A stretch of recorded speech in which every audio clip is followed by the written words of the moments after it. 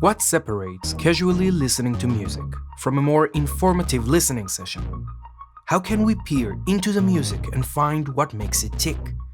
Today, we'll begin to answer these very questions. Hey everyone, Daniel here. Welcome to The Modern Composer. This video is aimed at musical producers and casual listeners. That being said, there's always value in expanding our thinking, so this video should be relevant to you as long as you're into learning, which you should be. But why would we want a deeper listening experience? There are many reasons to deepen our listening to music. The thought process creates new links in our brains, which leads to a better preservation of our cognitive abilities. If we are musicians, listening more intently to music could lead to new creative paths that we could take. Finally, think of the connections we make with new musical pieces like the connections we make with other people. When you go to a social event, you may say hi to some people or even say your name without making any long-term connections. That being said, by diving in a little deeper, being inquisitive about people's lives and nature, you may create connections that could be extremely significant, sometimes for the rest of your life. We can create these long-lasting connections with pieces of music as well, so we might as well do so because it will be helpful. The solution to every mystery lies in asking the right questions. We don't need an in-depth theoretical understanding of music to begin to deepen the connections we make with the music we're listening to. Ooh, disclaimer! There isn't one right, holy way to listen to music, but this video would hopefully provide you with some tools that can get you going. So without further ado, let's get to it. Question number 1. What are we listening to? The form of music we are listening to is not something we should take for granted. An opera requires different lines of questioning than a symphony. In this video, we will refer to the listening process when it comes to the most popular form of recorded music, songs.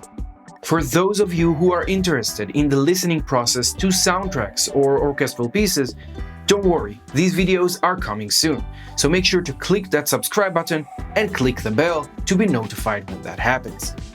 As an example, today we will be listening to the song I Need Some Sleep by The Eels. Now, I hold no right to this song, and I'm only using it for educational purposes. This song was composed by Mark Oliver Everett and was published by Universal, so you can assume this video isn't getting monetized anytime soon. Regardless, I hope you shall consider buying me a cup of coffee in the link below if you found this video to be helpful or interesting. Question number 2. When was this song released? Though the music should be judged by itself, being aware of the decade this song was released in could provide some insight once we listen to other songs from the same time period, be it for the similarities or the differences. I Need Some Sleep was released in 2004, being used in the movie Shrek 2 the very same year. Question number 3. Who's the artist? Just like the time period, the artist and their body of work could also prove relevant while discovering patterns in the music. After listening to one song, try listening to the rest of the album or other albums and try to spot links. What's different? What's similar? And what can we learn from it? It's worth noting that the composer Mark Oliver Everett is also credited as the producer, which could have created a close connection between the written song and its musical execution. Therefore, we'll be on the lookout for that. Question number 4. What can we learn from the name and the lyrics? The lyrics of the song may have affected its composition and may have not. That being said, the connection between the two affects the listener all the same. At this point, let's take a look at the lyrics. The lyrics present two forms of exhaustion. The sleep could refer to physical exhaustion, although it is implied that mental exhaustion is very much present within the speaker's mind. Once we are aware of that concept, we can see if it's referenced somehow in the music. These details could point us towards meaningful musical discoveries, so it's better to take our time and examine whatever we can. Question number 5. What's the structure of the song? Whether it's a symphony or a short poem, music tends to hold some sort of form or structure. It makes sense for the composer to work that way, and we're used to recognize these patterns as listeners. Most people, even if they have no musical training, could tell when a chorus comes up and when a new verse begins. This is something we should map while listening, so we are aware of the lay of the land and we're not lost. Once we have divided up the songs, we could also notice the development that occurs over time. Working with smaller units allows us to have a more nuanced way of approaching the music, and bite-sized pieces are appreciated when examining such a complex form of art. There are different ways of naming the divisions of a song, but all of them serve the same main purpose: understanding where we are. A set of terms one can use while mapping a structure of a popular song is intro, verse, chorus, bridge, interlude, and outro. Another common approach is using letters. If we will refer to each musical idea that is presented as a letter, verses would be A, choruses would be B, and other unique parts will be represented by other letters. Repeating ideas will receive a number. The second verse could be called A2, for example. In the past, you may have heard the term C part, which refers to a part in the song that is musically different from the choruses or verses. A song could have more parts or modified parts. Today, we will focus on the first form of analysis since it is fitting for the subject material. In our song of the day, the parts could be mapped by the timestamps that appear on the screen.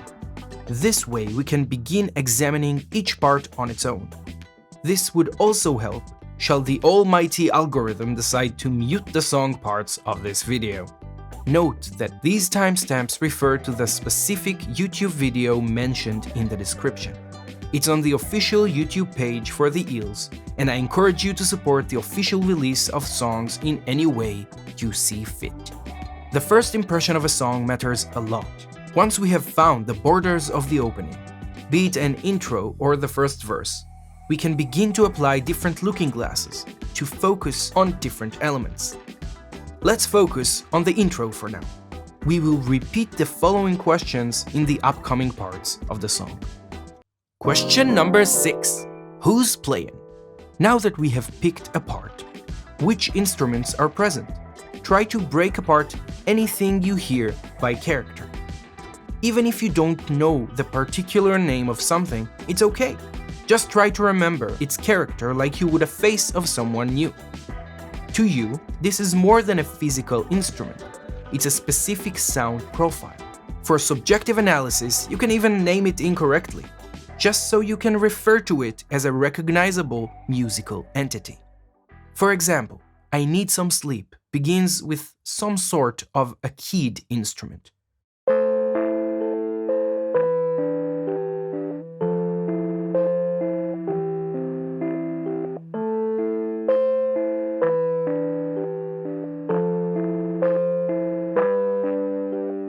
Let's call it Bob. Once we have mapped all of the instruments playing in a certain part of the song, we can investigate further. You know you are familiar with Bob once you're able to tell whether Bob is present in each part of the song. But how can Bob and you get even closer? Question number 7. Getting to know Bob. When describing sounds, we can use all manner of words.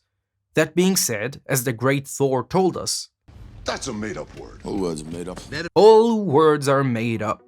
So, what makes a good description for a subjective analysis? As a rule of thumb, we want adjectives that have opposites and are informative.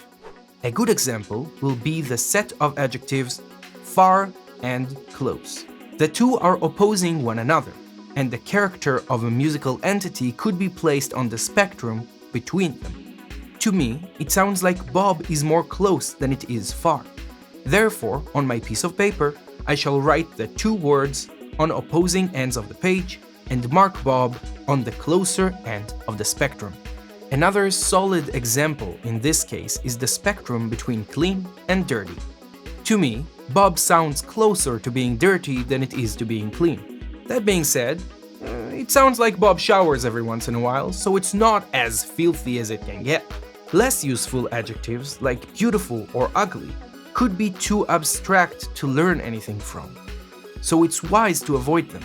After using a few more spectrums to define the character of the instrument in the intro, we can continue on with the analysis, while keeping our newly found information for future reference. Question number 7.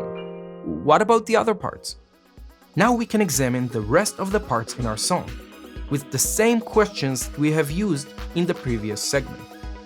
Understanding who's playing and what's their character is important for learning further lessons, and will serve us well in the next step when we examine differences between parts.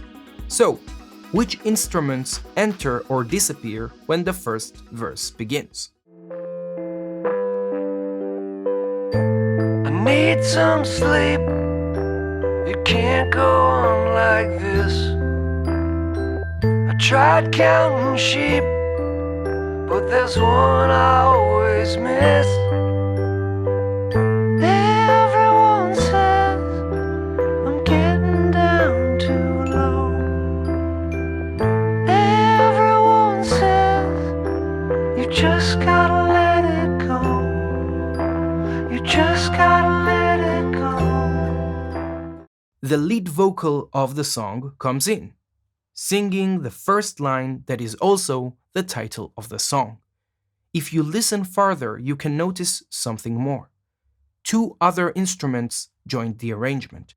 One instrument resembles a music box, and one is a bass guitar. The music box could be connected to the subject of the song, since it brings up connotations of childhood and sleep. The usage of that sound is creating sympathy for the speaker, which has a lasting emotional effect throughout the song. At this point, we can examine and analyze the character of the new instruments with our ever-expanding list of spectrums. Once we do that, one of the most crucial secrets of the art world will present itself to us. Question number 8. What happens when we move between parts? What changes and what remains the same when we move between neighboring parts in the song? Does the new part sound bigger or smaller than the previous one? By noticing the immediate differences, we could understand the development of the music in a deeper way and maybe even find a treasure or two. The vocal is very close. It makes the listening experience intimate, maybe too much so for some people's comfort. It's also dirtier than Bob, even though the vocalist sings softly. That sounds a little distorted and unnatural, which could be due to an effect on the vocal. In this case, distortion. The music box, on the other hand, is far cleaner than the incoming vocal. The same could be said for the bass guitar, while both of them sound a little farther than the previously examined instruments. The variation in character between musical entities in the song creates one of the most important ingredients in any piece of art: contrast. The importance of contrast is the inclusion of disparity. Nothing can exist in the light without casting a shadow. Large things are only as large as they're perceived in relation to smaller things. Valleys dictates the perception of heights, and so on. We can say that there is an expansion of the contrast in the first verse, since both dirtier and cleaner entities entered the arrangement. And that's not all. If we consider the general pitch, we could tell that the pitch and color of the music box is far higher than the vocals, while the bass is lower. In that sense, there is also an expansion of contrast in the tonal range of the song. Not only a growing difference between dirty and clean, but also between high and low, treble and bass. That evolution in the participating instruments, the changing characters and the shift in levels of contrast create the meaningful emotional development in the song. The same could be said for the addition of the drums and the strings in their respective points in the song. The drums are close and harsh, dirty and short sounding. In contrast to that, the strings are further away from the listener, warmer sounding, their notes long and their movements smooth. These differences and their location are the DNA of an effective piece of music. So to sum up the method of deeper listening, we prepare for the listening by being aware of the era and the artist who created the music. We examine the name of the song and the lyrics, thinking about what it could mean. We divide the song into parts, allowing us to examine it in chunks and compare them to measure development over time. We recognize and characterize the existing musical entities in each part. Finally, we examine the meanings of differences and similarities, the existing contrast between parts and musical entities, and consider the bigger story being told. If you make sure to try this process with a new song every day, you're sure to develop your musical understanding in a significant manner. One can go a level beyond that and deploy basic understanding of music theory to extract some more insight, something we will do gradually in upcoming videos. For example, in I Need Some Sleep, the contour of the melody is descending most of the time. Even when it jumps upwards, it's still being dragged downwards. This movement is evocative of the speaker, sinking farther and farther due to the exhaustion. The repetitive harmonic sequence in the song is not creating a fully realized cycle of tension and release, but a soft movement with little resolution. This could be evocative of the speaker's constant movement and for their need to rest, yet sleep evades them nonetheless. The ending of the song provides a soft resolution with a harmonic movement that is called a plagal cadence. Just gotta let it go. The harmonic movement does finish our story with the implication that the speaker finally found sleep, though the lack of the music box in the last chord could be interpreted in a darker manner, since the end of one's life could also bring the same quiet resolution of rest with no continuity to speak of. Exercise! Try picking a song and use the questions that we have mentioned to familiarize yourself with the music. When you observe something, try to ask yourself why it would be the way that it is. Why would an instrument or a musical entity appear in its respective point of the song? Once you are aware of the what, the word why is your friend. So what is your listening process? Share it in the comments below and let us know. If you're interested in more videos of this sort, feel free to click the like button so I know what you guys want to see. For now, keep learning and creating. I'll see you next time on The Modern Composer.